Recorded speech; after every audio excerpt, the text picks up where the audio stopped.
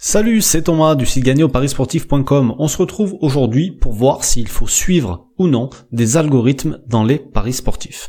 Alors tu l'auras peut-être remarqué, c'est un truc qui est de plus en plus à la mode, ces algorithmes. Il y a l'algorithme qui calcule le pourcentage réel des chances de gagner d'une équipe, d'un joueur, l'algorithme qui va te donner le vainqueur probable d'un match, l'algorithme qui te donne le score exact d'un autre match, l'algorithme qui va donner le nombre de points exact dans le match au basket, etc., etc. Des algorithmes, il y en a à toutes les sauces aujourd'hui.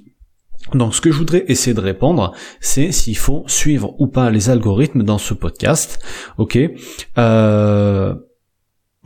Donc, je sais pas si tu l'as remarqué ou si tu as fait le parallèle, mais pour moi, en gros, les algorithmes, c'est un petit peu comme les tipsters des réseaux sociaux.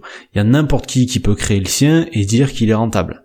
Pour ça c'est facile, pour créer ton algorithme, tu vas combiner 3 posts statistiques, tu vas faire une moyenne de calcul, une soustraction, une multiplication et boum, t'as ton algorithme. Et là tu peux dire de suite, oui avec mon algorithme j'arrive à avoir ci, j'arrive à avoir ça, nanana. Bon, très bien. Tu vas toujours avoir des gens après qui vont être pour les algorithmes, des gens qui vont être contre les algorithmes. C'est un peu comme parier si tu veux en fonction des statistiques, il y a toujours le pour, le contre. Et le meilleur moyen à un algorithme, pour un algorithme de prouver qu'il est fiable, pour celui qui l'a fait, ça va être de tenir un bilan vérifié. C'est très simple, tu vas me dire.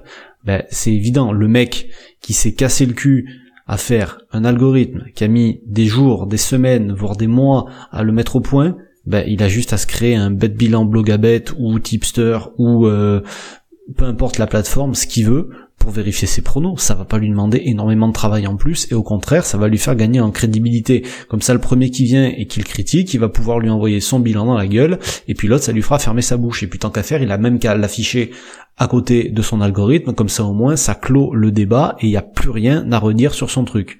C'est pas plus compliqué que ça. Le problème, c'est que il y a 95% des algorithmes disponibles sur internet au niveau des paris sportifs qui sont pourris et qui valent même pas la peine qu'on se penche dessus. Donc ce qu'ils font en général les algorithmes, c'est quoi? C'est qu'ils t'affichent le taux de réussite. Alors ça, évidemment, c'est la solution de facilité, mais c'est certainement pas la solution de crédibilité la meilleure, tu vois ce que je veux dire?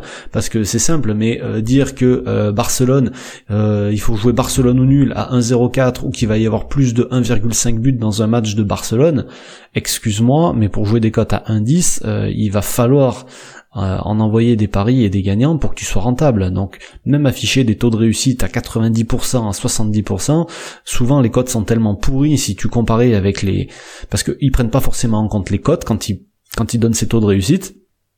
Donc ça veut rien dire du tout. Donc la recommandation que je voudrais te faire aujourd'hui pour les algorithmes, c'est de procéder exactement comme pour le suivi de tipster. Tu l'auras compris, n'importe qui va te parler d'un algorithme magique, sans bilan, c'est comme un tipster sans bilan. C'est du vent, c'est du flan, c'est rien. C'est juste une perte de temps et ne va pas te risquer à perdre de l'argent avec un truc comme ça. Alors il y en a certains qui vont me dire, oui, mais moi j'ai suivi ça marche.